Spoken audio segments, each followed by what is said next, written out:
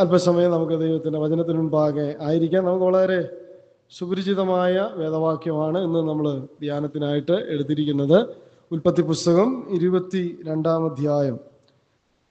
ഉൽപ്പത്തി പുസ്തകം 22-ാം അധ്യായം എന്ന് കേൾക്കുമ്പോൾ തന്നെ നമുക്ക് ആരെ ഓർമ്മ വരും? അബ്രഹാമിനെയും ഇസഹാക്കിനെയും, അല്ലേ? അബ്രഹാമിൻ്റെയും ഇസഹാക്കിൻ്റെയും ആ യാഗത്തോടുള്ള ബന്ധത്തിലാണ് വിഷയങ്ങളാണ് ആ ഭാഗത്ത് രേഖപ്പെടുത്തിയിരിക്കുന്നത്. നമുക്ക് വളരെ സുപരിചിതമായ ഭാഗമാണ്. ഞാൻ പ്രസംഗിക്കുന്നതിന് മുമ്പ് നിങ്ങൾക്ക് ഈ ഭാഗങ്ങളെല്ലാം അറിയാം, അല്ലേ? എന്താണ് പറയാനായിട്ട് പോകുന്നത്. അപ്പോൾ വളരെ നമുക്ക് അറിയാവുന്ന ഭാഗമാണ്. എന്നാൽ ഞാൻ ആ ഭാഗത്ത് നിന്ന് ചിന്തിച്ചപ്പോൾ ഒരു ഇച്ചിരി വോളിയം കുറയ്ക്കാം. ഇച്ചിരി കഴിയുമ്പോൾ വോളിയം വരും.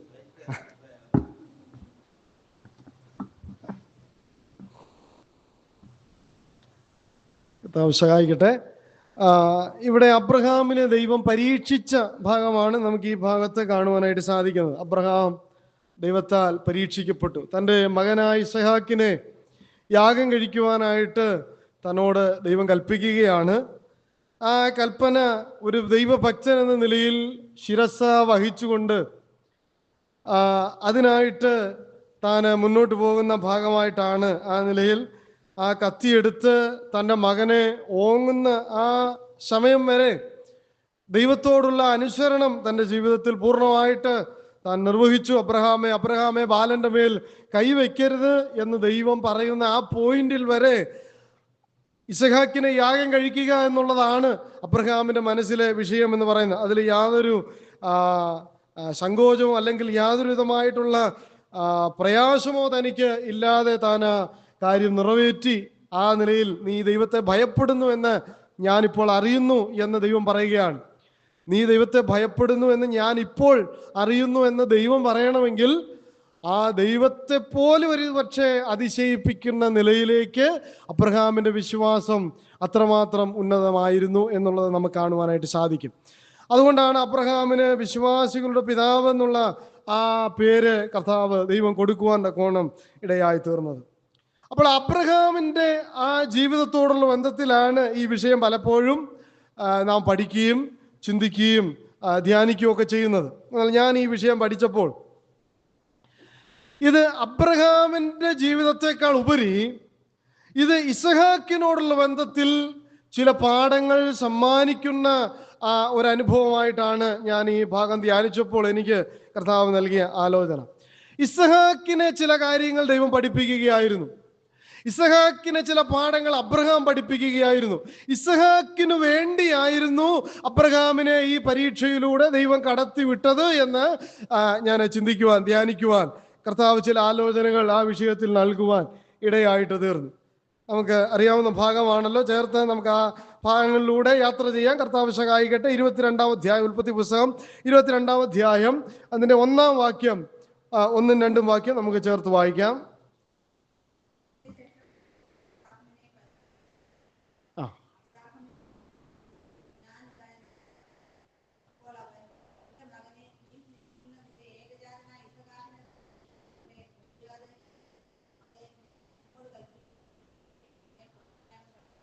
എന്ന് അരുളിച്ച് ദൈവത്തിന് സ്തോത്രം. നമുക്കറിയാവുന്ന ഭാഗമാണ്. ദൈവം അബ്രഹാമിനെ വിളിച്ച, ഞാൻ കാണിപ്പാനിരിക്കുന്ന അല്ലെങ്കിൽ ഞാൻ കാണിക്കുന്ന ആ മലയിലേക്ക് നീ നിന്റെ മകനായ ഇസഹാക്കിനെ കൂട്ടിക്കൊണ്ടുപോയി അവനെ യാഗം കഴിക്ക എന്ന് പറയുകയാണ്. നാം പഠിക്കുന്നത് ഇസഹാക്കിന് ഈ വിഷയത്തിലൂടെ ദൈവം നൽകിയ പാഠങ്ങൾ അല്ലെങ്കിൽ അബ്രഹാമിലൂടെ ഇസഹാക്കിന് ലഭിച്ചതായ ചില പാഠങ്ങളാണ് നാം പഠിക്കാനായിട്ട് താല്പര്യപ്പെടുന്നത്. അതിന്റെ 2-ാം വാക്യത്തിൽ നമ്മൾ വായിക്കുകയാണ്, നിന്റെ മകനെ നീ സ്നേഹിക്കുന്ന നിന്റെ ഏകജാതനായ ഇസഹാക്കിനെ തന്നെ കൂട്ടിക്കൊണ്ട് മോരിയ ദേശത്ത് ചെന്ന് ഞാൻ നിന്നോട് കൽപ്പിക്കുന്ന മലയിൽ യാഗം കഴിക്കാം. ഈ നിന്റെ മകനെ യാഗം കഴിക്ക എന്നൊരു പക്ഷെങ്കിൽ അബ്രഹാമിനോട് അത് മാത്രമായിരുന്നു പറഞ്ഞതെങ്കിൽ ആരെ യാഗം കഴിക്കാൻ കൊണ്ടുപോയേനെ? ഇസ്മായേലിനെ യാഗം കഴിക്കാനായിട്ട് കൊണ്ടുപോയേനെ. അപ്പൊ അത് ദൈവത്തിന് അറിയാം. കാരണം നീ ഏറെ അവിടെ ദൈവം പറയുന്നുണ്ട്, നീ ഏറെ സ്നേഹിക്കുന്ന ഇസഹാക്കിനെയാണ് എനിക്ക് ആവശ്യം, നിന്റെ ഏകജാതനെയാണ് എനിക്ക് ആവശ്യം, നീ ഏറെ ഇഷ്ടപ്പെടുന്ന നിന്റെ വിലപ്പെട്ടതിനെയാണ് എനിക്ക് ആവശ്യം. അതാണ് ദൈവത്തിന്റെ ആഗ്രഹം. അതിനെയാണ് നീ എനിക്ക് തരേണ്ടത്. നിന്റെ മകനെ കൊണ്ടുപോയി യാഗം കഴിക്കാന്ന് പറഞ്ഞിരുന്നെങ്കിൽ ഇസഹാക്കിനെ തീർച്ചയായിട്ടും അബ്രഹാം കൊണ്ടുപോകും എന്നുള്ളതിൽ യാതൊരു സംശയവുമില്ല. പക്ഷേ നീ സ്നേഹിക്കുന്ന നിന്റെ ഏകജാതനായ പുത്രനെ കൊണ്ടുപോകാൻ പറഞ്ഞാൽ പിന്നെ ഇസഹാക്കിനെ കൊണ്ടുപോകാനായിട്ട് പറ്റത്തില്ല. അപ്പൊ ഇസഹാക്കിനുള്ള പാഠമാണ് ഇവിടെ ദൈവം നൽകുവാനായിട്ട് ആഗ്രഹിക്കുകയാണ്. ഒന്ന്, ഇസഹാക്കിന് ലഭിക്കുന്ന ഒന്നാമത്തെ പാഠം ഈ ഭാഗത്ത് നമ്മൾ ഈ വാക്യം വായിക്കുന്ന കോണ്ടക്സ്റ്റിൽ അവിടം വരെ എത്തിയിട്ടുള്ളൂ സംഗതി എങ്കിൽ അപ്പൊ ഇസഹാക്കിന് ശരിക്കും ഇപ്പൊ അത് മനസ്സിലായിട്ടില്ല. പക്ഷെ ഇസഹാക്ക് പഠിക്കാൻ പോകുന്ന ഒരു പാഠമുണ്ട്.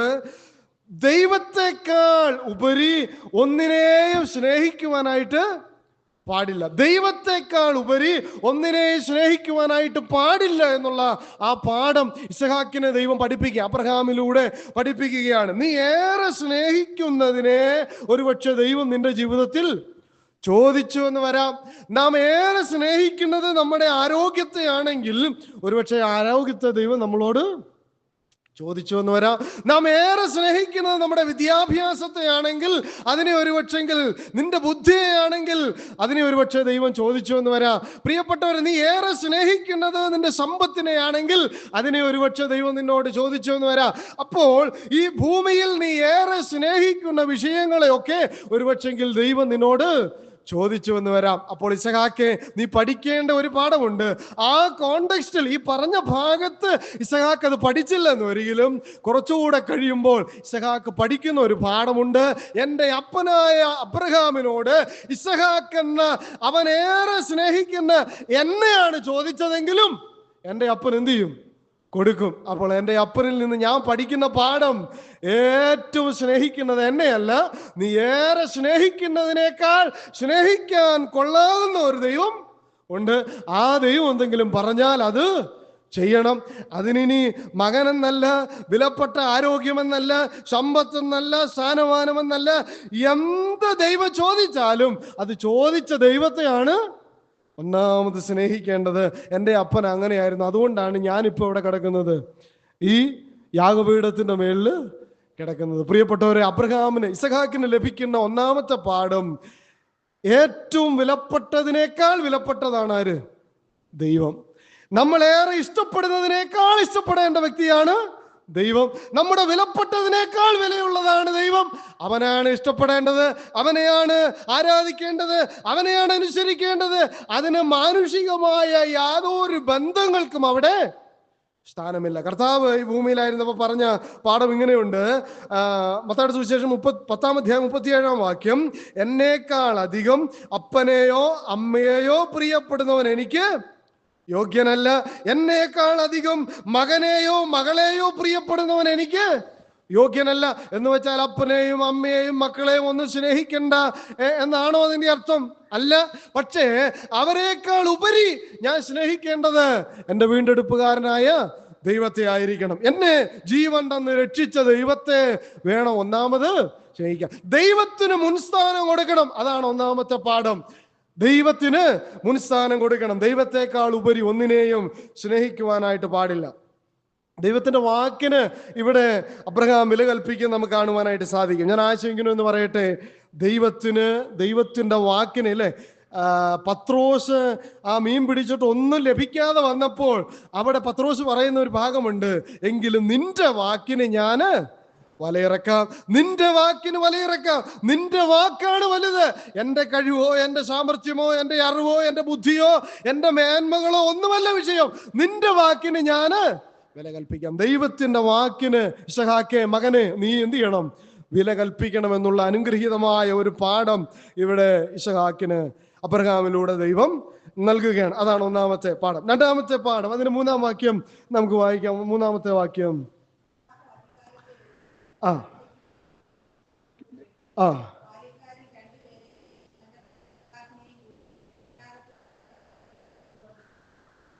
ആ സ്ഥലത്തേക്ക് പോയി. അവിടെ 3-ാം വാക്യത്തിൽ നമ്മൾ വായിക്കുന്നത്, എന്ത് ചെയ്യണം? അബ്രഹാം അധികാലത്ത് എഴുന്നേറ്റ് കഴുതയ്ക്ക് കോപ്പിട്ട് കെട്ടി ബാല്യക്കാരിൽ 2 പേരെയും തൻ്റെ മകൻ ഇസഹാക്കിനെയും കൂട്ടി ഹോമയാഗത്തിന് വിറക് കീറി എടുത്തും കൊണ്ട് പുറപ്പെട്ടു.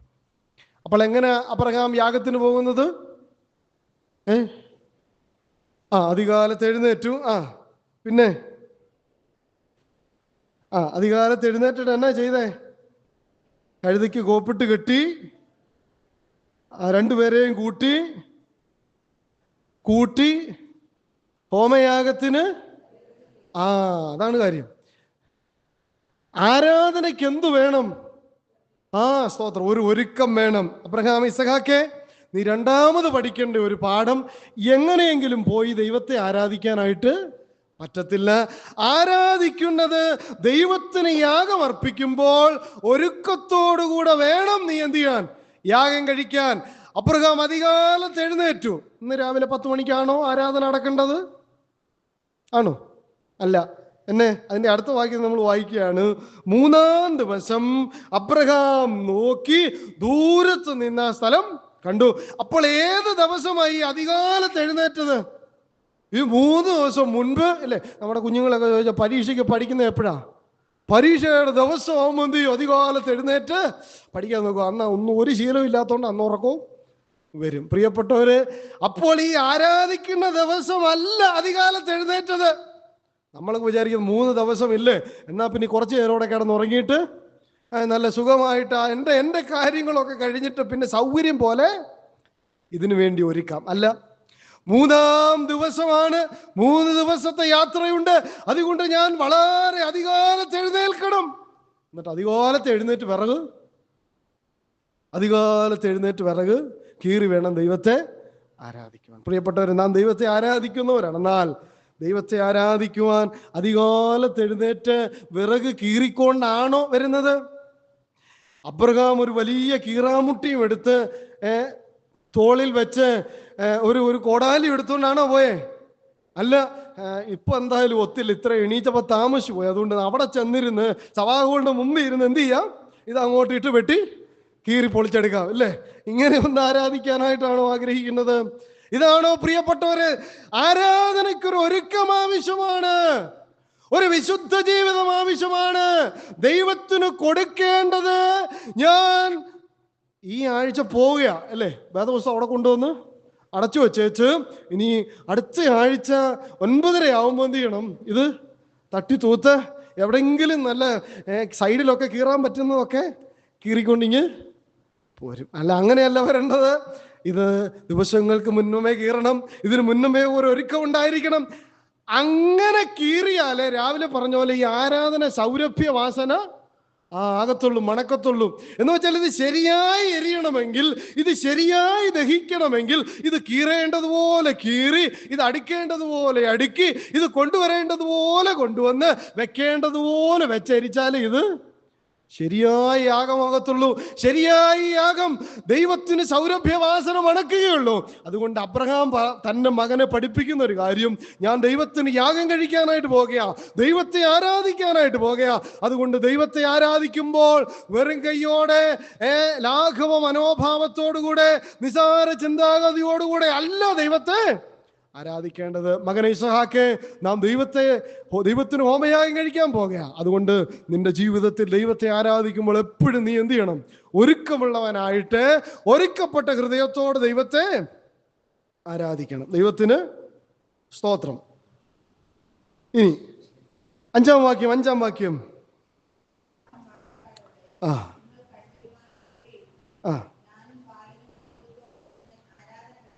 മടങ്ങി വരാം. നമുക്കറിയാവുന്ന ഭാഗമാണ്.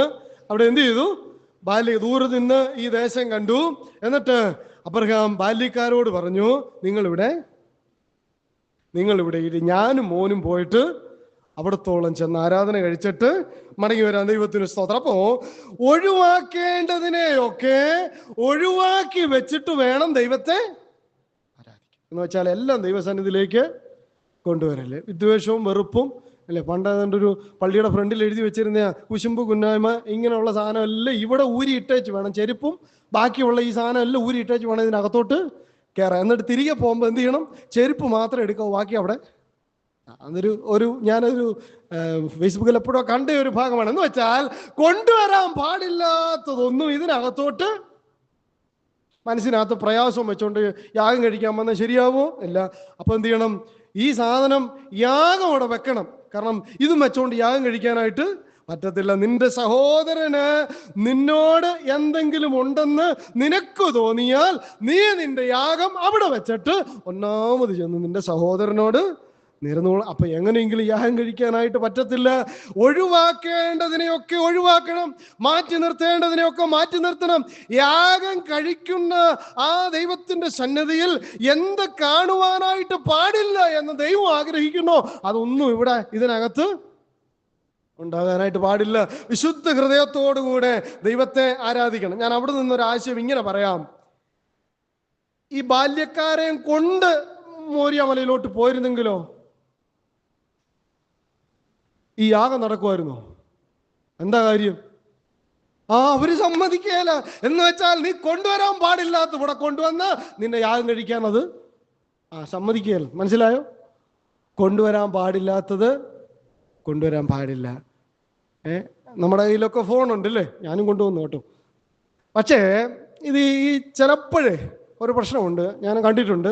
വേദപുസ്തകം നമ്മളിങ്ങനെ പ്രസംഗിച്ചുകൊണ്ടിരിക്കുക, അങ്ങനെ വളരെ വിദഗ്ധന്മാർ ഇതിങ്ങനെ അങ്ങോട്ട് വെച്ചേച്ച് ഇതിനകത്ത് വെച്ചേച്ച് നല്ല മിടുക്കന്മാരാണ്. ഇതിനകത്ത് എന്തോ നോക്കുന്നേ? വേദപുസ്തകം വാക്യം നോക്കൂ. അയ്യോ, ഇത്രയും ഭക്തിയുള്ള മനുഷ്യൻ വേറെ ഇല്ല. നീ ഇതിനകത്ത് കൊണ്ടുവരാൻ പാടില്ലാത്തതൊക്കെ കൊണ്ടുവന്നേച്ച് ദൈവസന്നിധിയിൽ ഇരുന്ന് ദൈവത്തെ അപമാനിക്കരുത്. ഇതിനകത്ത് ഹൃദയത്തിനകത്തും ആവശ്യമില്ലാത്തതൊന്നും ഇങ്ങോട്ട് കൊണ്ടുവരില്ല. ഇങ്ങോട്ട് കൊണ്ടുവന്നാൽ നിന്റെ ആരാധന ശരിയായി നടക്കാൻ സാധിക്കില്ല. അത് നിന്നെ സമ്മതിക്കില്ല. എന്ന് വെച്ചാൽ ഈ ബാല്യക്കാരുമായിട്ട് ഈ അബ്രഹാം പോയിരുന്നെങ്കിൽ ഈ ഇസഹാക്കിനെ പിടിച്ച് യാഗപീഠത്തിൽ കിടത്തുമ്പോ അവരെല്ലാം കൂടെ എന്ത് വരും? അയ്യോ യജമാനനെ എന്നാ പരിപാടിയാ കാണിക്കുന്നത്, കൊച്ചിനെ വിട അല്ലേ? അങ്ങനെ പറയാനായിട്ട് ഇടയായി തീരാതിരിക്കണമെങ്കിൽ എന്ത് ചെയ്യണം? ഒഴിവാക്കേണ്ടതിനെയൊക്കെ ഒഴിവാക്കി വേണം നീ ദൈവത്തെ ആരാധിക്കുവാൻ. അപ്പോൾ ഇസഹാക്കിനെ പഠിപ്പിച്ച ഒരു പാഠമുണ്ട്. ബാല്യക്കാർ ഈ യാഗത്തിന് തൽക്കാലം വേണ്ട, നമ്മൾ മാത്രം മതി, നമുക്ക് ദൈവത്തെ ആരാധിക്കാം. ഇനി 5-ാം വാക്യത്തിൽ തന്നെ നമുക്കൊരു കാര്യം കാണുവാനായിട്ട് സാധിക്കുന്നത്, നിങ്ങൾ ഇവിടെ ഇരിപ്പീൻ, ഞാനും ബാലനും അവിടത്തോളം ചെന്ന് ആരാധന കഴിച്ച് മടങ്ങി വരാം. അപ്പോൾ ആരാധനയോടുള്ള ബന്ധത്തിൽ കുടുംബമായിട്ട് കർത്താവിനെ ആരാധിക്കുന്നതാണ് ദൈവത്തിന് ഏറ്റവും ഇഷ്ടം. ഇവിടെ പറയുന്നത് ബാലൻ. നമ്മൾ ബാലന്മാർക്ക് വലിയ പ്രസക്തി ഒന്നും അധികം അങ്ങോട്ട് കൊടുക്കാറില്ല അല്ലേ? ഈ കുഞ്ഞുങ്ങളുടെ മീറ്റിങ്ങിനൊക്കെ ഞാൻ പലരും പറയുന്നത് കേട്ടിട്ടുണ്ട്, അത് പിള്ളേരുടെ മീറ്റിങ്ങിനല്ലേ, നമ്മളതിനൊന്നും. എന്ന് വെച്ചാൽ കുഞ്ഞുങ്ങൾക്ക് പ്രാധാന്യം കുറയ്ക്കുന്ന ഒരു സമൂഹത്തിലാണ് നമ്മളായിരിക്കുന്നത്. എന്നാൽ ഇവിടെ പറയുകയാണ്, ഞാനും ബാലനും അവിടത്തോളം ചെന്ന് ആരാധന കഴിക്കുക. എന്ന് വെച്ചാൽ അപ്പനും മകനും കൂടെ ഒരുമിച്ചുള്ള ഒരു നല്ല ഒരുമയുള്ള ഒരു ആരാധനയായിരുന്നു അതുള്ളത് നമുക്ക് കാണുവാനായിട്ട് സാധിക്കും. കുടുംബമായി ആരാധിക്കുക. ഞാൻ അവിടുന്ന് മറ്റൊരു കാര്യം കൂടെ പറയാനായിട്ട് താല്പര്യപ്പെടുകയാണ്. ഈ ആരാധന കഴിക്കുമ്പോൾ നമ്മുടെ മക്കൾ ആരാധനയ്ക്ക് വേണം. അവരെ ട്യൂഷന് വിട്ടേച്ച് നമ്മൾ ആരാധനയ്ക്ക് വരരുത്. ട്യൂഷൻ വേണം, അതല്ല ശരിയാ. അവർ പഠിക്കണം, നന്നായിട്ട് പഠിക്കണം പ്രിയപ്പെട്ടവരെ. എന്നാൽ ദൈവത്തെ ആരാധിക്കുമ്പോൾ നമ്മുടെ കുഞ്ഞുങ്ങൾ നമ്മളോട് കൂടെ ഉണ്ടായിരിക്കണം. നമ്മുടെ ആരാധന, നമ്മുടെ ഭക്തി, ദൈവത്തോടുള്ള സ്നേഹം, ആരാധന, ഇതെല്ലാം അവർ കണ്ടുവേണം വളരുവാനായിട്ട്. അതുകൊണ്ട് ആരാധനയ്ക്ക് ആര് വേണം? നമ്മുടെ കുഞ്ഞുങ്ങൾ വേണം, നമ്മോട് കൂടെ വേണം. ഇനി അവിടെ നിന്ന് വേറൊരു ആശയം കൂടെ പറയാം. നമ്മുടെ കുഞ്ഞുങ്ങളെയൊക്കെ നമ്മൾ എന്ത് ചെയ്യും? അങ്ങ് വിടും അല്ലേ? പഠിക്കാനായിട്ടാ വിടുന്നത്, പിന്നെ ജോലിക്കായിട്ടും ഒക്കെ വിടും. എല്ലാം വേണം, എല്ലാം ശരിയാ. പക്ഷേ അവിടെ ദൈവത്തെ ആരാധിക്കുന്ന ഒരു കൂട്ടത്തോടൊപ്പമാണോ അവർ പോകുന്നത്? അവർക്ക് ആരാധനയുണ്ടോ എന്നുള്ളത് നമ്മൾ എന്ത് ചെയ്യണം? പരിശോധിക്കണം.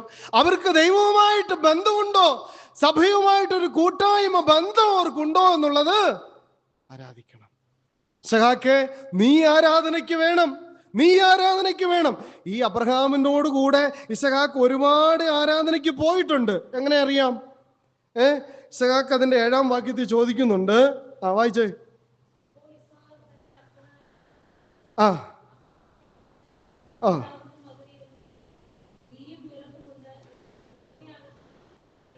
എവിടെ ഇവൻ ആദ്യമായിട്ട് പോകുകയായിരുന്നെങ്കിലേ ഇസഹാക്ക് ഇത് ചോദിക്കുവോ? കാരണം ഇസഹാക്ക് ഒരുപാട് യാഗം ഈ അബ്രഹാമിന്റെ കൂടെ പോയിട്ടുണ്ട്. ഇസഹാക്കിന് അറിയാം യാഗം കഴിക്കാൻ എന്തൊക്കെ വേണമെന്ന്.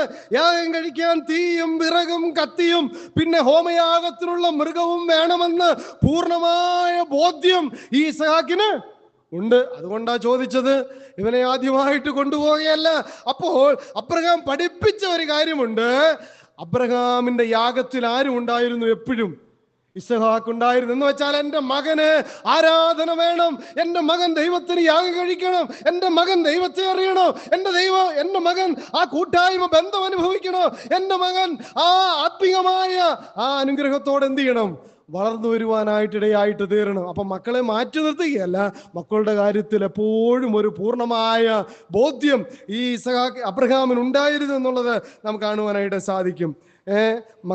ബാലൻ നടക്കേണ്ടുന്ന വഴിയിൽ എന്ത് ചെയ്യണം? അവനെ അഭ്യസിപ്പിക്കണം. നമ്മള് ഈ ആ നിലയിൽ ഒരു അഭ്യസനം ഇല്ലാതെ പോയാൽ ഒരു ദിവസം പെട്ടെന്ന് വിളിച്ചാൽ അവർ വരുമോ? അപ്പൊ എനിക്ക് വേറെ ഇച്ചിരി കാര്യങ്ങളൊക്കെ ഉണ്ട്, അപ്പം പോയേച്ച് വാ എന്ന് പറയും. പ്രിയപ്പെട്ടവർ, അങ്ങനെ ചെയ്യാനായിട്ട് പാടില്ല. എൻ്റെ മക്കൾ സത്യത്തിൽ നടക്കുന്നു എന്ന് കേൾക്കുന്നത് തന്നെ എനിക്ക് വലിയ സന്തോഷമാകുന്നു. അവർ വെറുതെ നടക്കുമോ? അവരെ വെറുതെ വിട്ടാൽ അവർ നടക്കുമോ? ഇല്ല. അവരെ എന്ത് ചെയ്യണം? നടത്തണം. ദൈവപാതയിലേക്ക് നടത്തണം, ദൈവ വഴിയിലേക്ക് നടത്തണം. എന്നാൽ മാത്രമേ അവര് ആ നിലയിൽ നടന്നു വരികയുള്ളൂ. ഇനി ഇസഹാക്കിനെ അബ്രഹാം ഇങ്ങനെ നടത്തിയത് കൊണ്ട് എന്തെങ്കിലും പ്രയോജനം ഉണ്ടായിരുന്നോ? എന്തെങ്കിലും പ്രയോജനം ഉണ്ടായിരുന്നോ? ഈ റിബേക്കെ ഇസഹാക്കിന്റെ അടുക്കിലേക്ക് വരുമ്പോൾ ഇസഹാക്ക് എന്തെടുക്കുമായിരുന്നു? ഗെയിം കളിക്കുമായിരുന്നു ആണോ? അല്ല, അവൻ വെളിം പ്രദേശത്ത് ധ്യാനിക്കുകയായിരുന്നു. അപ്പോൾ ഇവനെ ദൈവസന്നിധിയിലേക്ക് കൊണ്ടുവന്നതിനും ദൈവപാതയിലേക്ക് നടത്തിയതിനും ഇവനെ ആരാധനയിലേക്ക് നയിച്ചതിനുമൊക്കെ അബ്രഹാമിന് കാരണങ്ങളുണ്ട്. അവൻ ദൈവത്തെ അറിഞ്ഞു ജീവിക്കണം. അതവന്റെ ജീവിതത്തിൽ പിന്നീട് അനുഗ്രഹമായി ഭവിച്ചതായിട്ട് നമുക്ക് കാണുവാനായിട്ട് സാധിക്കുന്നുണ്ട്. അപ്പോൾ ഞാനും ബാലനും ആരാധനയ്ക്കുണ്ടായിരിക്കണം. കുടുംബം അല്ലെ? ഞാനും എൻ്റെ കുടുംബവുമോ ഞങ്ങളെ യഹോവയെ സേവിക്കും. അതത്ര അനുഗ്രഹീതമായ വിഷയമാണ്. ദൈവത്തിന് സ്തോത്രം. അപ്പൊ കുടുംബമായിട്ട് ആരാധിക്കണം. ആരാധനയ്ക്ക് മക്കൾ ഉണ്ടായിരിക്കണം.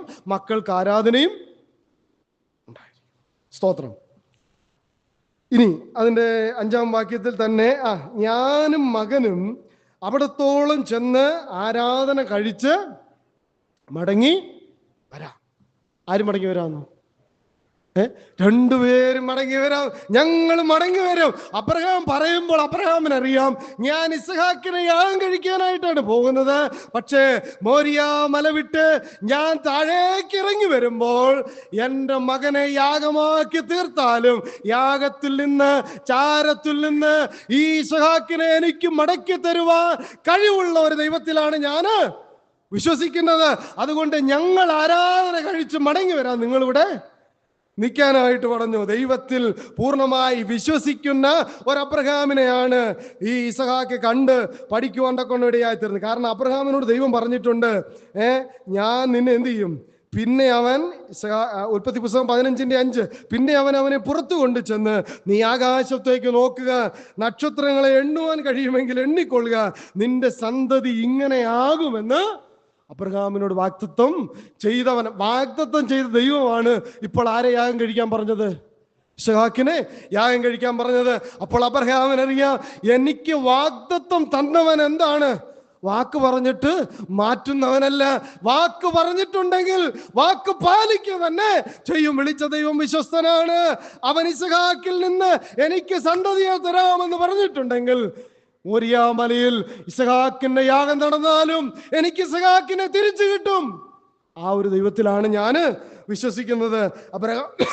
എബ്രായ ലേഖനം നാം വായിക്കുന്നത് 11:17 മുതൽ 19 വരെ. വിശ്വാസത്താൽ അബ്രഹാം താൻ പരീക്ഷിക്കപ്പെട്ടപ്പോൾ ഇസഹാക്കിനെ യാഗം അർപ്പിച്ചു. ഇസഹാക്കിൽ നിന്ന് ജനിക്കുന്നവൻ നിന്റെ സന്തതി എന്ന് വിളിക്കപ്പെടുമെന്ന് അരുളപ്പാട് ലഭിച്ച് വാഗ്ദത്തങ്ങളെ കൈക്കൊണ്ടവൻ തന്റെ ഏകജാതനെ അർപ്പിച്ചു. മരിച്ചവരുടെയിൽ നിന്ന് ഉയർപ്പിപ്പാൻ ദൈവം ശക്തനെന്നെണ്ണുകയും അവരുടെ ഇടയിൽ നിന്ന് എഴുന്നേറ്റവനെ പോലെ അവനെ തിരികെ പ്രാപിക്കുകയും ചെയ്തു. ദൈവത്തിന് സ്തോത്രം. അപ്പോൾ അബ്രഹാം വെറും വാക്ക് പറഞ്ഞതല്ല, വിശ്വാസത്തോടെയാണ് ഞങ്ങൾ മടങ്ങി വരാമെന്ന് പറഞ്ഞതെന്ന് ആര് കണ്ടു? ഇസഹാക്ക് കണ്ട്. എൻ്റെ അപ്പം വെറും വാക്കൊന്നും പറഞ്ഞതല്ല. ഇവനെ പിടിച്ച ആ യാഗപീഠത്തിൽ കിടക്കുമ്പോഴേ എൻ്റെ അപ്പം ബാല്യക്കാരോട് പറഞ്ഞ ഒരു കാര്യമുണ്ട്, ഞാനും മകനും അവിടത്തോളം ചെന്ന് ആരാധന കഴിച്ചേച്ച് മടങ്ങി വരാമെന്ന്. അബ്രഹാമിൻ്റെ ഈ വിശ്വാസമാണ് ഇസഹാക്ക് കണ്ടുപഠിക്കുവാൻ കൊണ്ടിടയായി തീർന്നത്. അതുകൊണ്ട് ദൈവത്തിൽ വിശ്വാസമുള്ള മാതാപിതാക്കളെ നമ്മുടെ കുഞ്ഞുങ്ങൾ എന്ത് ചെയ്യണം? കണ്ടു പഠിക്കാനായിട്ട് ഇടയായിട്ട് തീരും. ഇവിടെ അബ്രഹാം വലിയൊരു മാതൃക ഈ വിഷയത്തിൽ ഇസഹാക്കിന് നൽകുന്നത് നമുക്ക് കാണുവാനായിട്ട് സാധിക്കും. ആരാധനയ്ക്ക് യോഗമൊക്കെ കഴിഞ്ഞ് നമ്മൾ വീട്ടിൽ പോയി ചോറൊക്കെ കഴിക്കും. അന്നേരം നമ്മൾ ഇരുന്നിട്ട് ഇന്ന അച്ഛൻ എന്നാ പരിപാടി എന്ന് കാണിച്ചല്ലേ, ഇന്ന അച്ഛൻ എന്നാ, അതിൻ്റെ വല്ല കാര്യം നമ്മുടെ കുഞ്ഞുങ്ങളുടെ മുമ്പിൽ ഇരുന്നേ ഈ തരത്തിലുള്ള ഡയലോഗുകളൊന്നും പറയരുത്. എന്ന് വെച്ചാൽ നമ്മൾ ഭക്തിയോടെ ജീവിക്കുന്നതും നമ്മൾ ഭക്തിയോടെ ദൈവത്തെ ആരാധിക്കുന്നതും ആര് കാണണം? നമ്മുടെ മക്കള് കാണാം. അതുകൊണ്ട് അവർ കേൾക്കെ യോഗ്യമല്ലാത്ത ഒരു വാക്ക് പോലും നമ്മുടെ വീട്ടിലോ സഭയിലോ, ഇന്നെന്താ ഈ സഭകളൊക്കെ ഇങ്ങനെ ശോഷിച്ചു പോകണമെന്നറിയാമോ? നമ്മൾ വിചാരിക്കുന്ന അവർ വിദേശത്ത് പോകുന്നതുകൊണ്ടാണ്. നാട്ടിലുള്ളവരും ഇപ്പം ഇതിൻ്റെ അകത്തില്ല. എന്താ കാരണം? ഇതിനകത്ത് മൊത്തം അടിയും പഴക്കും നാശം. ഇത് കണ്ടുകൊണ്ടിരുന്ന അവർ വരുവോ? പ്രിയപ്പെട്ടവരെ, അവർ വരികയില്ല. ഞാൻ പറയട്ടെ, ഇത് വളരെ സീരിയസ് ആണ്. നമ്മൾ അവർക്ക് വേണ്ടിയെങ്കിലും ഇല്ലേ, ഈ പൗലോസ് അവിടെ പറയുന്നുണ്ട്, ജാതികൾ നോക്കുന്നെന്ന് വിചാരിച്ചെങ്കിലും നിങ്ങൾ എന്ത് ചെയ്യണം? വിശുദ്ധിയോടെ ഭയഭക്തിയോടുകൂടെ ജീവിക്കേണ്ടതല്ലയോ?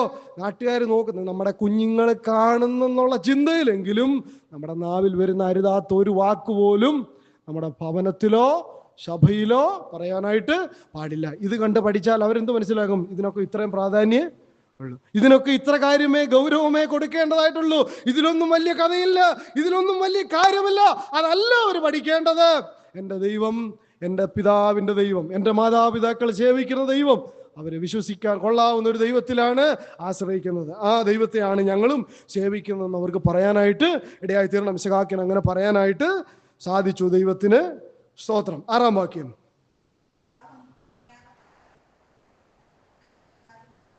ദൈവത്തിന് സ്തോത്രം. മതി.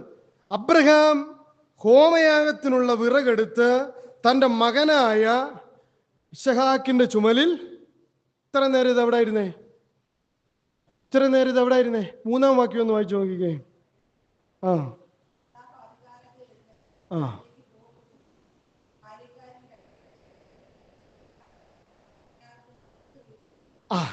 വിറക് കീറി തൻ്റെ ഷോൾഡറിൽ എടുത്തുകൊണ്ട് പുറപ്പെട്ടു. മലയുടെ അടുത്തെത്തിയപ്പോൾ എന്ത് ചെയ്തെന്നറിയാമോ? ഈ വിറക് കെട്ടെടുത്ത് ആർക്ക് കൊടുത്തു? ഇസഹാക്കിന് കൊടുത്തു. എന്ന് വെച്ചാൽ ഇസഹാക്കിനെ ഒരു പാഠം പഠിപ്പിക്കുകയാണ്. വെറുതെ ദൈവത്തെ ആരാധിക്കുവാനായിട്ട് കഴിയുകയില്ല. അവിടെ നമ്മൾ എന്താ വായിക്കുന്നറിയാമോ? 2 ശമൂവേൽ 24:24. അവിടെ ദാവീദ് രാജാവ് അരവ്ന എന്ന് പറയുന്ന ഒരു വ്യക്തിയോട്, അവിടുത്തെ ആ സ്ഥലത്താണ് ഈ യാഗം നടത്തേണ്ടത്. അപ്പോൾ അവിടെ പറയുന്ന ഒരു കാര്യമുണ്ട്. ആ വാക്യം ഒന്ന് വായിച്ചു നോക്കി. ഇതോടുള്ള ബന്ധത്തിൽ നമുക്കത് വായിച്ച് കേൾക്കുന്നത് നല്ലതാണ്. 2 ശമൂവേൽ 24:24.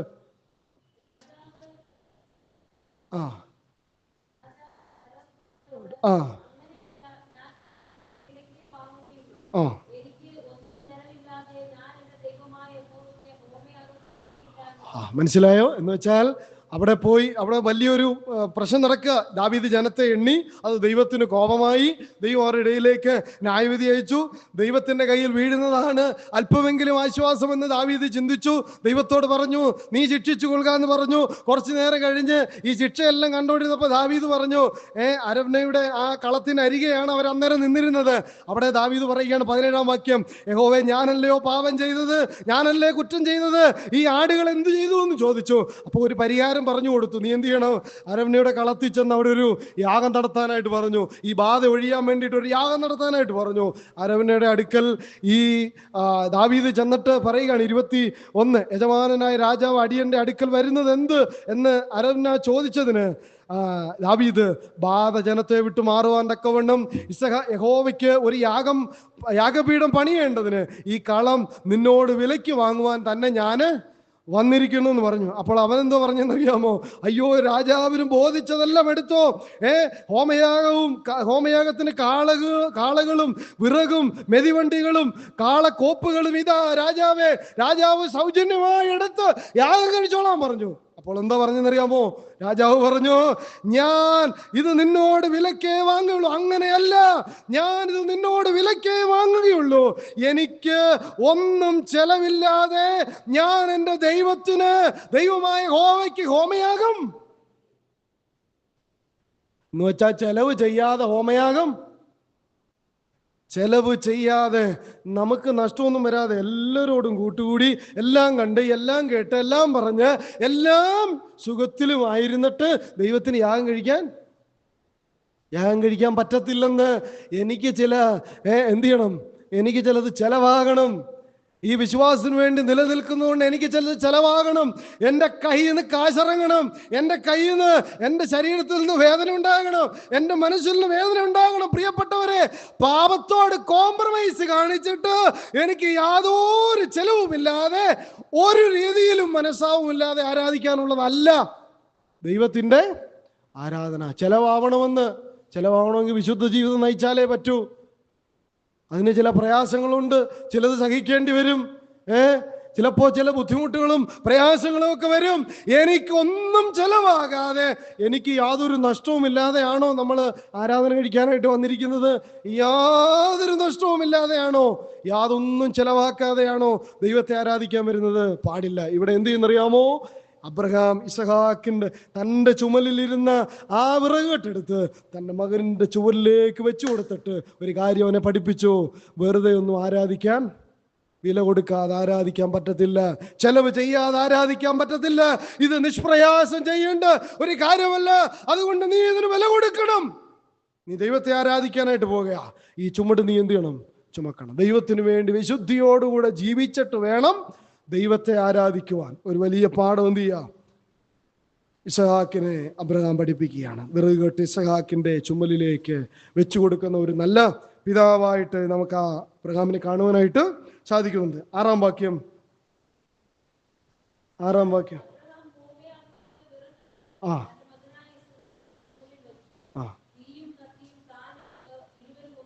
ഇരുവരും ഒന്നിച്ച് നടന്നു. ദൈവത്തിന് സ്തോത്രം.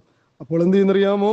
അപ്പനും മകനും കൂടെ ഒന്നിച്ച് നടക്കുകയാണ്, ഇല്ലേ? അതത്ര, ഞാൻ നേരത്തെ പറഞ്ഞ പോലെ അതത്ര അനുഗ്രഹീതമായ വിഷയമാണ്. സഹോദരന്മാർ ഒത്തൊരുമിച്ച് വസിക്കുന്നത് എത്ര ശുഭവും, എത്ര സഹോദരന്മാർ രണ്ട് ചേരിയിലിരുന്ന് ആരാധിക്കുന്നത് എത്ര,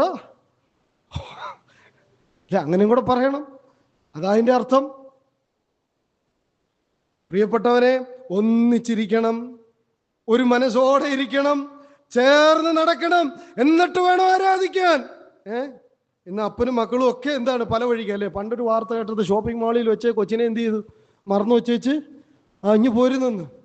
ഇന്ന് നിങ്ങൾ അവരെ മറന്നു വെച്ച് നാളെ അവർ നിങ്ങളെ, അത്രയേ ഉള്ളത്, ഈ കൂടുതലൊന്നുമില്ല. പ്രിയപ്പെട്ടവരെ, ഒന്നിച്ചു പോകണം. ഇന്ന് മക്കളും അപ്പനും തമ്മിൽ എന്ത് ചെയ്യല്ല, ഈ ആമ്പിള്ളാരും ഈ അപ്പനും കൂടെ എന്ത് ചെയ്യത്തില്ല, ചേരിയല്ല. രണ്ട് പെമ്മക്കളായതുകൊണ്ട് കാര്യമാണ്, കുഴപ്പമില്ല.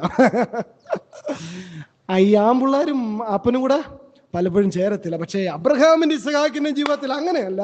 അപ്പൻ എന്താണോ പറഞ്ഞത് അതെല്ലാം അനുസരിച്ച് അപ്പനോട് ചേർന്ന് നടക്കുന്ന ഒരു ഇസഹാക്ക്. എത്ര അനുഗ്രഹീതമായ ഒരു കുടുംബമാണ്. ഇരുവരും ഒന്നിച്ച് നടന്നു. ദൈവത്തിന് സ്തോത്രം. ആ അപ്പന്റെ വഴിയിൽ ഇസഹാക്കിന് നടക്കാനായിട്ട് സാധിച്ചു. അപ്പനൊരു നല്ല വഴികാട്ടിയായിരുന്നു, അപ്പനൊരു നല്ല മാതൃകയായിരുന്നു. പ്രിയപ്പെട്ടവരെ, നമ്മുടെ കുഞ്ഞുങ്ങൾക്ക് ഏറ്റവും നല്ല ഒരു മാതൃകയായിരിക്കണം. അവരെ വഴക്ക് പറയണം കേട്ടോ, അവരെ വഴക്ക് പറയണം. പക്ഷേ അവരെ വഴക്ക് പറയുമ്പോൾ തന്നെ അവരോടുള്ള സ്നേഹവും വാത്സല്യവും കരുതലും എല്ലാം അതേ സമയത്ത് നമ്മൾ എന്ത് ചെയ്യണം? കാണിക്കുക ചെയ്യണം. അപ്പോൾ അവരുടെ ജീവിതത്തിലെ എല്ലാ വിഷയങ്ങളും അവർ നമ്മളോട് പങ്കുവയ്ക്കുവാനായിട്ട് ഇടയായിട്ട് തീരും. ഒരു നല്ല ബന്ധം. ഇന്ന് പല കുഞ്ഞുങ്ങൾക്കും മാതാപിതാക്കളോട് ബന്ധമില്ലാത്തത് കൊണ്ടാണ് പല പ്രശ്നങ്ങൾക്കും അവർ സംഭവിക്കുന്ന കാര്യങ്ങളൊന്നും വീട്ടിൽ വന്ന് എന്ത് ചെയ്യത്തില്ല, പറയത്തില്ല. ഞാൻ പറയട്ടെ, ഒരു നല്ല ബന്ധം നമ്മുടെ കുഞ്ഞുങ്ങളോട് നമുക്ക് ഉണ്ടായിരിക്കണം. ഏത് വിഷയവും അവരുടെ ജീവിതത്തിൽ എന്ത് പ്രയാസമായാലും അത് നമ്മളോട് പങ്കുവയ്ക്കത്തക്ക നിലയിൽ അവരുമായിട്ടൊരു ഹൃദ്യമായ ബന്ധത്തിൽ വേണം നമ്മൾ ആയിരിക്കുവാൻ. ഇന്ന് തലമുറകളെ ഓർത്ത് കരയുന്ന ഒത്തിരി ഒത്തിരി പേരുണ്ട്, നമ്മുടെ വിശ്വാസ കുടുംബത്തിലുണ്ട്. ഞാൻ പറയട്ടെ, വിശേഷാൽ ദൈവദാസന്മാരെന്ന് പേർപെട്ടവർ പുറത്തിറങ്ങാൻ കഴിയാത്ത വിധം നാണിച്ച് ലജ്ജിച്ച് തലതാഴ്ത്തിയിരിക്കേണ്ടി വന്നത് അവരുടെ മക്കള് കാരണമായിട്ടാണ്. പ്രിയപ്പെട്ടവരെ, നമ്മുടെ മക്കളെ ദൈവകൃപയിൽ വളർത്തുക എന്നുള്ളത് വളരെ വലിയ ഒരു ഉത്തരവാദിത്വമാണ്, അല്ലേ? അത് സംഭവിച്ചു പോയാൽ, ഞാൻ ഓർക്കാറുണ്ട്, സംഭവിച്ചു പോയാൽ നമുക്ക് അവരെ പിടിച്ചു കെട്ടാനും പറ്റത്തില്ല. വളരെ പ്രാർത്ഥന അതിന് ആവശ്യമാണ്. ഇയ്യോബ് എന്ത് ചെയ്തു? തന്റെ മക്കള് ദൈവത്തോട് പാപം ചെയ്ത് കാണുമോ എന്ന് വിചാരിച്ച് എന്ത് ചെയ്തു? ദൈവസന്നിധിയിൽ അവർക്ക് വേണ്ടി യാഗം കഴിച്ചു. എന്റെ ദൈവമേ, അവർ ദൈവസന്നിധി വിട്ടുപോകരുതേ. എന്റെ ദൈവമേ, അവർ ദൈവകൃപ വിട്ടുപോകരുതേ. എന്റെ ദൈവമേ, അവർ ദൈവത്തെ അറിയാതിരിക്കരുതേ. ഞാൻ എപ്പോഴും പ്രാർത്ഥിക്കുന്ന എൻ്റെ കുഞ്ഞിന് 4 വയസ്സേ ഉള്ളൂ, എങ്കിലും ഞാൻ എപ്പോഴും പ്രാർത്ഥിക്കുന്നത്, അവൾ ദൈവത്തെ അറിയണം, എൻ്റെ മോള് ദൈവത്തെ അറിയണം, അവർ ദൈവത്തെ അറിഞ്ഞു ജീവിക്കണം. ഈ ലോകത്തിലെ വിദ്യാഭ്യാസത്തെക്കാളൊക്കെ ഉപരി, ജോലിയേക്കാളൊക്കെ ഉപരി, ഇതിനെല്ലാം എന്തെങ്കിലും കുറവുണ്ടായാലും അവൾ ദൈവത്തെ അറിയാതെ പോകരുത്. പ്രിയപ്പെട്ടവരെ, നമ്മുടെ ആഗ്രഹം അതായിരിക്കണം. നമുക്കറിഞ്ഞുകൂടെ, നമുക്ക് പിടിച്ചു വെക്കാനൊന്നും പറ്റത്തില്ല. വീരന്റെ കയ്യിലെ അസ്ത്രം എങ്ങനെയാണോ അങ്ങനെയാണ് യൗവനത്തിലെ മക്കൾ. പിടിച്ചു വെക്കാനൊന്നും പറ്റത്തില്ല. പക്ഷെ നമുക്ക് ചെയ്യാവുന്നത് നമ്മൾ എന്ത് ചെയ്യണം. എന്തെങ്കിലും സംഭവിച്ചു പോയാൽ ഈ പുസ്തകം അന്ന് ഞാൻ മടക്കി വെക്കും. കാരണം എനിക്ക് പിന്നെ ആ യോഗ്യത ഇല്ല. അതുകൊണ്ട് ഞാൻ സൺഡേ സ്കൂൾ എടുക്കുമ്പോൾ ഞാൻ കുഞ്ഞുങ്ങളോട് പറയാറുണ്ട്, നിങ്ങളുടെ മാതാപിതാക്കൾ നിങ്ങളെ ഓർത്ത് ഒരു കാരണവശാലും കരയുവാനായിട്ട് പാടില്ല. അവർ നിങ്ങളെ ഓർത്ത് അഭിമാനിക്കണം, നിങ്ങളെ ഓർത്ത് കർത്താവിനെ മഹത്വപ്പെടുത്തുവാനായിട്ട് ഇടയായിട്ട് തീരണം. ഞാൻ പറയട്ടെ, ആ മാതൃക നമ്മൾ അവർക്ക് കാണിച്ചു കൊടുക്കുന്നത് എങ്ങനെയാണോ അങ്ങനെ അവർ വളരുവാൻ ഇടയായിട്ട് തീരും. ഇരുവരും ഒന്നിച്ച് നടന്നു. ഒരു നല്ല അപ്പനായിരുന്നു ഈ അബ്രഹാം. 8-ാമത്തെ വാക്യം.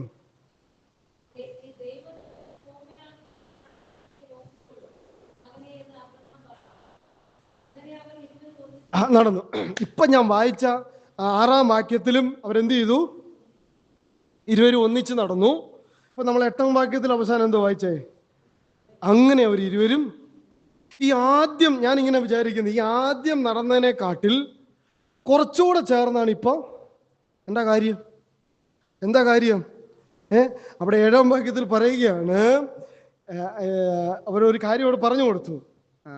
തീയും വിറകും കത്തിയും എല്ലാം ഉണ്ട്, എന്നാൽ ഹോമയാഗത്തിനുള്ള ആട്ടിൻകുട്ടി എവിടെ? അതിനൊരു മറുപടി അബ്രഹാം പറഞ്ഞു കൊടുത്തു.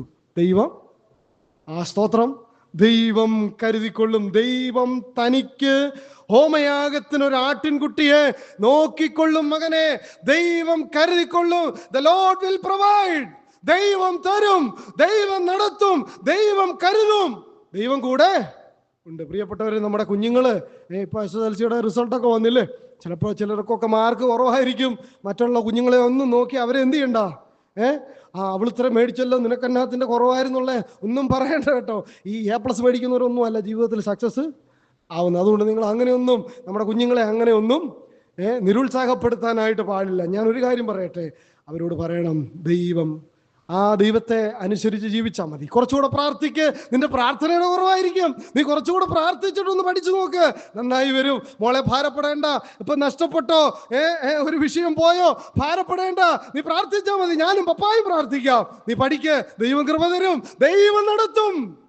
ജീവിതത്തിന്റെ എല്ലാ മേഖലകളിലും ഏത് പ്രതിസന്ധി വന്നാലും നാളെ ഈ വാക്ക് അവര് ഓർക്കുവാനിടയായിട്ട് തരും. എൻ്റെ പപ്പ പ്രാർത്ഥിക്കും, ഞാൻ പ്രാർത്ഥിച്ചാൽ എൻ്റെ ദൈവം കേൾക്കും. പ്രിയപ്പെട്ടവരെ, ദൈവം നോക്കിക്കൊള്ളുമെന്ന് അബ്രഹാം പറഞ്ഞു കൊടുത്തു ഇസ്ഹാക്കിന്. ഈ മരുഭൂമിയിൽ ഏറ്റവും കിട്ടാൻ പാടുള്ള എന്തോ വെള്ളം. ഇനിയിപ്പോ ഈ ആവശ്യത്തോടുള്ള ബന്ധത്തിൽ തീയും കത്തിയും വിറകും എല്ലാം ഒപ്പിച്ചെന്ന് വെച്ചോ, ഒരാട്ടിൻകുട്ടി ആ പരിസരത്ത് എവിടെങ്കിലും കിട്ടുമോ? എന്തെങ്കിലും സാധ്യതയുണ്ടോ? ഒരു സാധ്യതയുമില്ല. ഒരു സാധ്യതയുമില്ലാത്തത് സാധിപ്പിക്കുന്നതാണ്. അസാധ്യങ്ങളെ സാധിപ്പിക്കുവാൻ കഴിവുള്ളവനാണ് നമ്മൾ സേവിക്കുന്നത്, നമ്മുടെ ദൈവം. ഇതിന് പരിഹാരം അവൻ തരും. നീ പ്രാർത്ഥിക്ക്, നീ ദൈവസന്നിധിക്ക് മുട്ടുമടക്ക്, ദൈവത്തോട് ചോദിക്ക്, ദൈവം എന്ത് ചെയ്യും? തരും. ഇതാ പറഞ്ഞു കൊടുത്തത്. ഇത് കേട്ടപ്പോഴുണ്ടല്ലോ കുറച്ചുകൂടെ അപ്പനോട് ചേർന്ന് സ്തോത്രം. ഇപ്പം മനസ്സിലായോ? ആദ്യം വായിച്ചതിൽ നിന്നും രണ്ടാമത് പറഞ്ഞ ആശയത്തിന് കുറച്ചുകൂടെ അടുപ്പമുണ്ടായിരുന്നു, കുറച്ചുകൂടെ ഹൃദ്യതയുണ്ടായിരുന്നു, കുറച്ചുകൂടെ ആഴമായിട്ടാണ് ചേർന്ന് നടന്നത്. ദൈവം കരുതിക്കൊള്ളും. ആ സ്തോത്രം, ദൈവം കരുതിക്കൊള്ളും. ഇങ്ങനെ ദൈവത്തെ സേവിക്കുന്ന ഒരു അപ്പൻ്റെ കൂടെയാണ് ഞാൻ നടക്കണം. സ്തോത്രം. നമ്മുടെ കുഞ്ഞുങ്ങൾ എന്ത് ചെയ്യണം? നമ്മളെ മാതൃകയാക്കുവാൻ തക്കവണ്ണം ഇടയായി തീരണം. ബാലൻ തന്റെ നടപ്പിനെ നിർമ്മലമാക്കുന്നത് എങ്ങനെ? അവന്റെ വചനപ്രകാരം അതിനെ സൂക്ഷിക്കുന്നതിനാൽ തന്നെ. അതിന്റെ 11-ാം വാക്യത്തിൽ നമ്മൾ 119:11, ഞാൻ നിന്നോട് പാപം ചെയ്യാതിരിക്കേണ്ടതിന് നിന്റെ വചനത്തെ എൻ്റെ ഹൃദയത്തിൽ സംഗ്രഹിക്കുന്നു. കുഞ്ഞുങ്ങൾ പാപം ചെയ്യാതെ, പാപ വഴിയിൽ പോകാതെ, പാപത്തോട് കോംപ്രമൈസ് കാണിച്ച് ജീവിക്കാതിരിക്കണമെങ്കിൽ അവർക്ക് നടുവിൽ ദൈവമുണ്ടെന്നുള്ള ഉത്തമമായ ബോധ്യം, മാതൃക നമ്മൾ അവർക്ക് കാണിച്ചു കൊടുക്കണം, പറഞ്ഞു കൊടുക്കണം. ബാലൻ നടക്കേണ്ട വഴിയിൽ അവനെ അഭ്യസിപ്പിക്കുക. അവൻ വൃദ്ധനായാലും അത് മാറുകയില്ല. ഇന്നത്തെ ചെറിയ ചെറിയ ഇൻവെസ്റ്റ്മെന്റുകളാണ് നാളത്തെ അവരുടെ ക്രിസ്തീയ ജീവിതം. ദൈവത്തിന് സ്തോത്രം. അവനെ ബാലൻ തോന്നിയ വഴിക്ക് അവനെ അങ്ങ് വിട്ടേരെ, അവൻ നന്നായിക്കോളുന്നാന്നോ? ഇല്ല, ഒന്നും നന്നാവിയല്ല. നന്നാവണമെങ്കിൽ നമ്മൾ പിടിക്കണം. നമ്മൾ പ്രാർത്ഥന കൊണ്ട്, നമ്മുടെ ജീവിതം കൊണ്ട് അവരെ നേർവഴിക്ക് നടത്തുവാനായിട്ട് ഇടയായിട്ട് തീരണം. ദൈവത്തിന് സ്തോത്രം. ആ വിഷയത്തിൽ ഈ അബ്രഹാം വലിയൊരു വിജയമായിരുന്നു എന്നുള്ളത് നമുക്ക് കാണുവാനായിട്ട് സാധിക്കും. ഞാൻ ഇതിനോട് ചേർത്ത് എഴുതിയ വാക്യങ്ങളൂടെ പറഞ്ഞു പോകാം. എഫീസർ 6:4 നമ്മൾ വായിക്കുന്നു. പിതാക്കന്മാരെ, നിങ്ങളുടെ മക്കളെ കോപിപ്പിക്കാതെ കർത്താവിൻ്റെ ബാലശിക്ഷയിലും പത്യോപദേശത്തിലും പോറ്റി വളർത്തുവീൻ. നമ്മൾ ബാലശിക്ഷയുണ്ട്, പക്ഷേ പത്യോപദേശം പലപ്പോഴും നമുക്ക് ശിക്ഷിക്കാൻ മാത്രമേ അറിയാവൂ. ഞാൻ അതാ പറഞ്ഞത്, ശിക്ഷിക്കണം, നിശ്ചയമായിട്ട് ശിക്ഷിക്കണം. പക്ഷേ ശിക്ഷിച്ചു കഴിഞ്ഞിട്ട് മോനെ എന്തുകൊണ്ടാ അപ്പ ശിക്ഷിച്ചെന്നറിയാമോ? എന്തുകൊണ്ടാ അപ്പ വഴക്ക് പറഞ്ഞെന്നറിയാമോ? എന്തുകൊണ്ടാ അപ്പ അടിച്ചതെന്നറിയാമോ?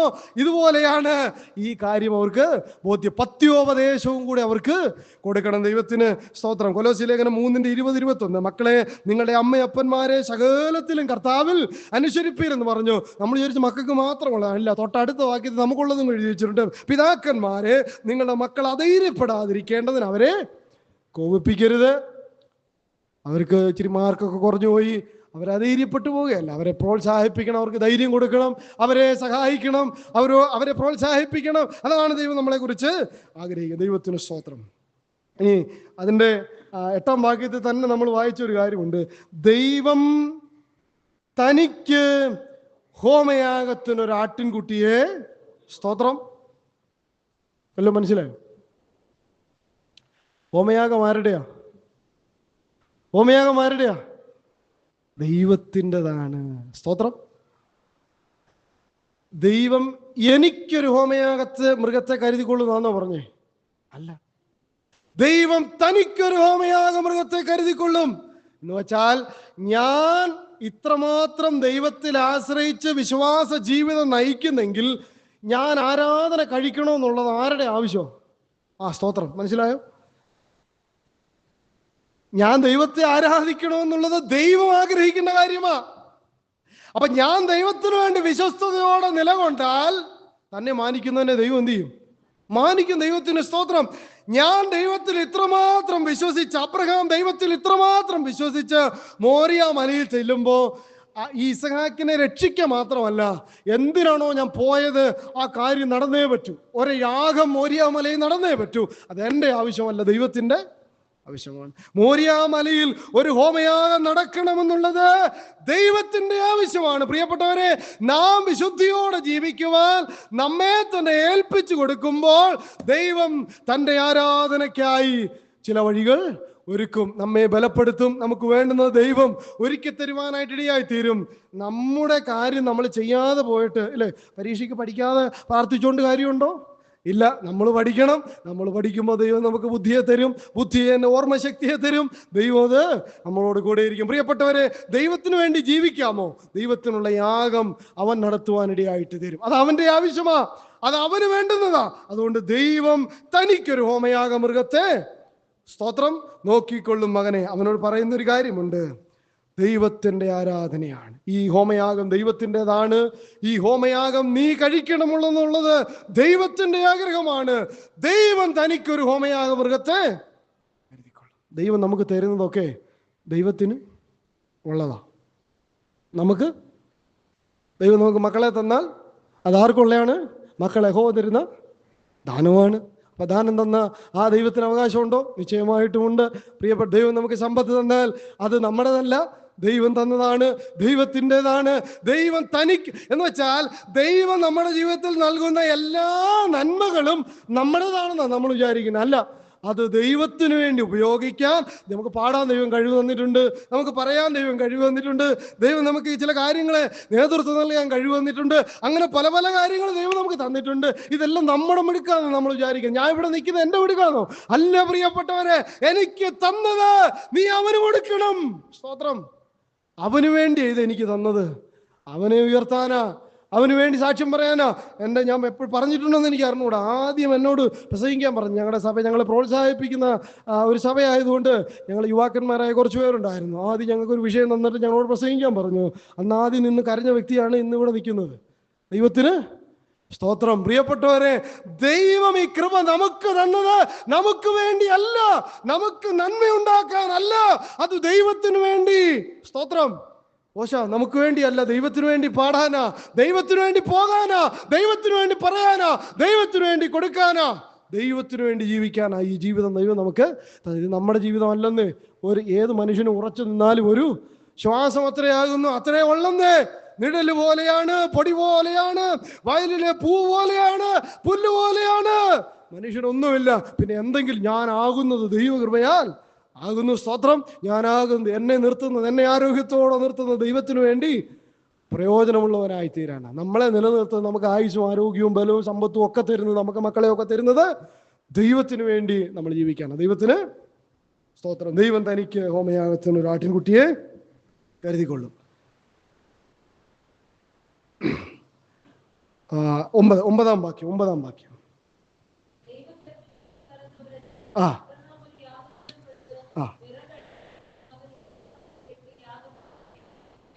ഞാൻ അവിടെ നിന്ന് ഒരു കാര്യം പറയാനായിട്ട് പോവുകയാണ്. അപ്പൊ ഇസഹാക്കെ ദൈവം കൽപ്പിച്ചിരുന്ന സ്ഥലത്താണ് ആരാധന നടക്കേണ്ടത്. എന്ന് വെച്ചാൽ ദൈവ കൽപ്പന പ്രമാണിച്ചു വേണം ജീവിക്കുവാൻ, ആരാധിക്കുവാൻ, നടക്കുവാൻ.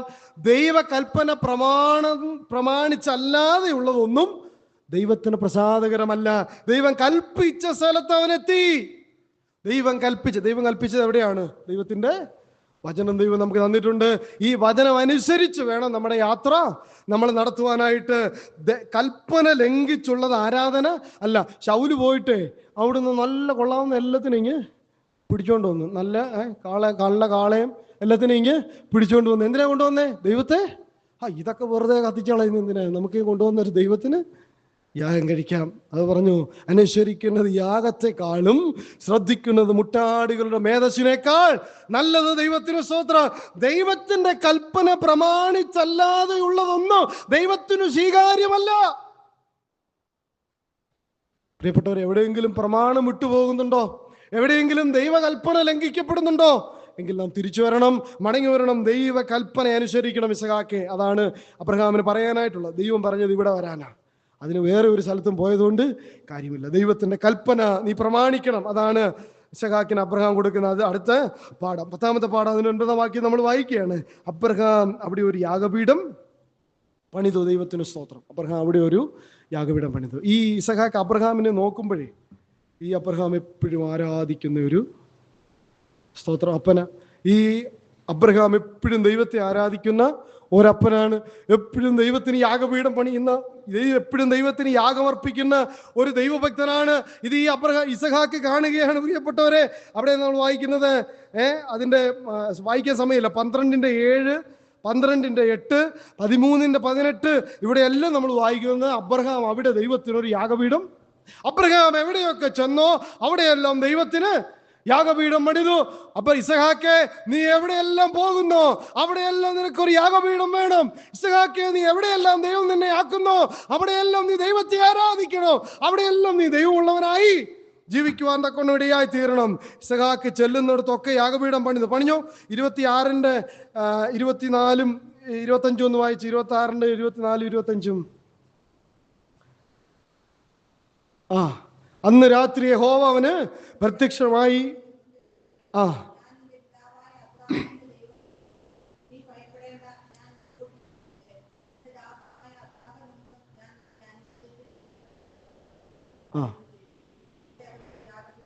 സ്തോത്രം, സ്തോത്രം മതി. അവിടെ ഇസഹാക്ക് ഒരു യാഗപീഠം പണിതു, യഹോവയുടെ നാമത്തിൽ ആരാധിച്ചു. ഇതെവിടെ നിന്ന് കിട്ടിയതാ? വീട്ടിൽ നിന്ന് കിട്ടിയതാ? അപ്പനിൽ നിന്ന് കിട്ടിയതാ? സഭയിൽ നിന്ന് കിട്ടിയതാ? പ്രിയപ്പെട്ടവരെ, അങ്ങനെ ഒരു മാതൃകാ ജീവിതമുള്ള അപ്പനവനുണ്ടായിരുന്നു. അതുകൊണ്ട് അവനും ചെന്ന ഇടങ്ങളിലെല്ലാം ദൈവത്തിന് യാഗം കഴിക്കുവാൻ, യാഗപീഠം പണിയുവാൻ, യാഗം കഴിക്കുവാനായിട്ട് ഇടയായിട്ട് തീർന്നു. നീ എവിടെ ചെന്നാലും ദൈവത്തിനൊരു യാഗപീഠം പണിയണം. ഇത് കണ്ടാൽ മതി, പറഞ്ഞൊന്നും കൊടുത്തില്ല. അബ്രഹാം എവിടെ ചെന്നാലും ഈ അപ്പന് വേറെ ഒരു പണിയില്ല. ഈ അപ്പ എപ്പോൾ നോക്കിയാലും ദൈവത്തിന് യാഗം കഴിക്കണം. സ്തോത്രം. അത് ഇസഹാക്ക് എന്ത് ചെയ്തു? കണ്ടു. തീർന്നു, സമയം പോയില്ലേ. അതിന്റെ 9-ാം വാക്യം നമ്മൾ വായിക്കുകയാണ്. ഇസഹാക്കിനെ എന്ത് ചെയ്തു? തന്റെ മകൻ ഇസഹാക്കിനെ കെട്ടി യാഗപീഠത്തിന്മേൽ വിറകിൻ മീതെ കിടത്തി. ഈ സംഭവം നടക്കുമ്പോൾ അബ്രഹാമിന് എത്ര വയസ്സുണ്ട്? അബ്രഹാമിന് എത്ര വയസ്സുള്ളപ്പോഴേ ഇസഹാക്കിനെ കിട്ടിയത്? 100 വയസ്സുള്ളപ്പം. ഏകദേശം ഈ മോരിയ മലയിൽ യാഗം നടക്കുമ്പോൾ അബ്രഹാമിന് 120 വയസ്സുണ്ട്. അപ്പം മോൻ എത്ര വയസ്സാണ്? 20 വയസ്സ്. നല്ല 20 വയസ്സുള്ള ആരോഗ്യ ദൃഢഗാത്രനായ ഒരു മോനാണ് അവിടെ അടുത്തിരിക്കുന്നത്. അവനെക്കുറിച്ചാണ് നമ്മളിവിടെ വായിച്ചത്. തൻ്റെ മകൻ ഇസഹാക്കിനെ കെട്ടി യാഗപീഠത്തിൻ്റെ മേൽ വിറകിൻ മീതെ കിടത്തി. പറ്റുമോ? ഈ മോരിയാമലയിൽ വല്ല സംഘർഷം നടന്നായിരുന്നോ? മോരിയാമലയിൽ വല്ല സംഘടന നടന്നായിരുന്നോ? മോരിയാമലയിൽ വല്ല പിടിച്ച് ബലപ്രയോഗം നടന്നായിരുന്നോ? ഒന്നും നടന്നില്ല. എന്താ കാര്യം? ഇസഹാക്ക് നിന്നുകൊടുത്തു. അപ്പാ, ഞാനാണോ യാഗമൃഗം? എന്നെ യാഗം കഴിക്കാനാണോ ദൈവം നിന്നോട് പറഞ്ഞത്? എന്നെ കെട്ടിക്കൊള്ളുക. ഞാന് അതിന് സമ്മതിക്കുന്നു. പ്രിയപ്പെട്ടവരെ, മോരിയാമലയിൽ ഒരു സംഘടനവും നടന്നിട്ടില്ല. മോരിയാമലയിൽ ഒരു സംഘർഷവും നടന്നിട്ടില്ല. വേണമെങ്കിൽ കുതിറി മാറാനുള്ള ആരോഗ്യം ആർക്കുണ്ട്? ഇസഹാക്കിനുണ്ട്. പക്ഷേ ഇസഹാക്ക് അബ്രഹാം വളർത്തിയ മകനായതുകൊണ്ട്, അബ്രഹാമിനെ കണ്ട് പഠിച്ച മകനായതുകൊണ്ട് അവൻ പറഞ്ഞു, അപ്പാ കെട്ടിക്കൊള്ളുക. ദൈവത്തിന് സ്തോത്രം. പ്രിയപ്പെട്ടവരെ, അതെന്ത് ചെയ്തു? ആ യാഗത്തില് ദൈവം പ്രസാദിക്കുവാൻ ഇടയായിട്ട് തീർന്നു. ഈ ഇസഹാക്കിന്റെ ജീവിതവും കൂടെ കണ്ടായിരിക്കും ഒരുപക്ഷെ അബ്രഹാമിനെ ദൈവം മാനിക്കുവാൻ ഇടയായി തീർന്നു. ഇങ്ങനെയാണല്ലോ നീ നിന്റെ മോനെ വളർത്തിയത്. നീ വിലപ്പെട്ടതായിട്ട് കണ്ട് പൊതിഞ്ഞെങ്ങും വെച്ചിരുന്നല്ലോ. നീ ദൈവത്തെ സ്നേഹിക്കാൻ പഠിപ്പിച്ചല്ലോ. നീ ദൈവത്തെ അറിയാൻ പഠിപ്പിച്ചല്ലോ. നിനക്ക് യാഗം കഴിക്കണമെന്ന് പറഞ്ഞപ്പോ അവൻ കുതിരി മാറിയില്ലല്ലോ. അവൻ ബലപ്രയോഗം നടത്തിയില്ലല്ലോ. അവൻ നിന്ന് തന്നല്ലോ. സ്തോത്രം. അങ്ങനെ ഒരു കുടുംബത്തെ ദൈവം കാണുവാൻ ഇടയായിട്ട് തീരട്ടെ. അടുത്തത് നമ്മൾ ഈ ഇസഹാക്കിനെയാണ് ദൈവം മാനിച്ചത്. 12-ാം വാക്യം നമ്മൾ വായിക്കുകയാണ്. ബാലന്റെ മേൽ കൈവയ്ക്കരുത്, അവനോടൊന്നും ചെയ്യരുത്. നിന്റെ ഏകജാതനായ മകനെ തരുവാൻ നീ മടിക്കായ കൊണ്ട് നീ ദൈവത്തെ ഭയപ്പെടുന്നു എന്ന് ഞാനിപ്പോൾ അറിയുന്നു എന്ന് പറഞ്ഞു. അവിടെ അടുത്ത വായിക്കുന്ന 13-ാം വാക്യം. അബ്രഹാം തലപൊക്കി നോക്കിയപ്പോൾ പിന്നാമ്പുറത്ത് ഒരു ആട്ടുകൊറ്റൻ കൊമ്പ് കാട്ടിൽ പിടിപെട്ട് കിടക്കുന്നത് കണ്ടു. ആര് കണ്ടു? അബ്രഹാമും കണ്ടു, ഇസഹാക്കും കണ്ടു. ദൈവം കരുതിക്കൊള്ളൂ എന്ന് പറഞ്ഞത് ആരും കണ്ടു? ആ കരുതലിനെ ഇസഹാക്കിന് കാണുവാൻ ഇടയായിട്ട് തീർന്നു. അബ്രഹാം എന്ത് ചെയ്തെന്ന് അവിടെ വായിക്കുന്നത്? തലപൊക്കി നോക്കി. എവിടോട്ട് നോക്കി? ദൈവമുഖത്തേക്ക് നോക്കി, ഉയരത്തിലേക്ക് നോക്കി, ദൈവസന്നിധിയിലേക്ക് നോക്കി. ഞാൻ എൻ്റെ കണ്ണ് പർവ്വതങ്ങളിലേക്ക് ഉയർത്തുന്നു. എനിക്ക് സഹായം എവിടെ നിന്ന് വരും? എൻ്റെ സഹായം ആകാശത്തെയും ഭൂമി ഉണ്ടാക്കിയ യഹോവയിൽ നിന്ന് വരുന്നു. ഈ അബ്രഹാം പലപ്പോഴും തലപൊക്കി നോക്കിയതായിട്ട് നമുക്ക് കാണുവാനായിട്ട് സാധിക്കും. 13-14 നമ്മൾ വായിക്കുന്നു. ലോത്ത് അബ്രഹാമിനെ വിട്ടുപിരിഞ്ഞ ശേഷം യഹോവ അബ്രഹാമിനോട് അരുളി ചെയ്തത്, തലപൊക്കി നീ ഇരിക്കുന്ന സ്ഥലത്ത് നിന്ന് വടക്കോട്ടും കിഴക്കോട്ടും തെക്കോട്ടും പടിഞ്ഞാറോട്ടും നോക്കാനായിട്ട് പറഞ്ഞു. അങ്ങനെ നോക്കി പഠിച്ച ഒരു അബ്രഹാമിന്റെ മോനാണ് ആര്? ഇസഹാക്ക്. ഈ ഇസഹാക്ക് തലപൊക്കി നോക്കിയായിരുന്നോ? 24:63 നോക്കിക്കേ. 24:63. വൈകുന്നേരത്ത് ഇസഹാക്ക് ധ്യാനിപ്പാൻ വെളിമ്പ്രദേശത്ത് പോയിരുന്നു. അവൻ തലപൊക്കി നോക്കി ഒട്ടകങ്ങൾ വരുന്നത് കണ്ടു. ഇതാരാ പഠിപ്പിച്ച തലപൊക്കി നോക്കാൻ? തലപൊക്കി ദൈവസന്നിധിയിലേക്ക് നോക്കും എന്ന് വെച്ചാൽ അതിന്റെ ആത്മീയാശയം തലപൊക്കി ദൈവസന്നിധിയിലേക്ക് നോക്കണം. ആവശ്യം വരുമ്പോൾ ദൈവമുഖത്തേക്ക് നോക്കാൻ ദൈവമാ അബ്രഹാം ഇസഹാക്കിനെ പഠിപ്പിച്ചത്. ഇതവൻ കണ്ട് പഠിച്ചു വരിക. എൻ്റെ അപ്പൻ എന്ത് ആവശ്യമുണ്ടെങ്കിലും അവൻ തലപൊക്കി ദൈവമുഖത്തേക്ക് നോക്കുവാനിടയായി തീരും. അപ്പോൾ ദൈവം അവനെ കരുതുന്നത് ഞാൻ കണ്ടിട്ടുണ്ട്.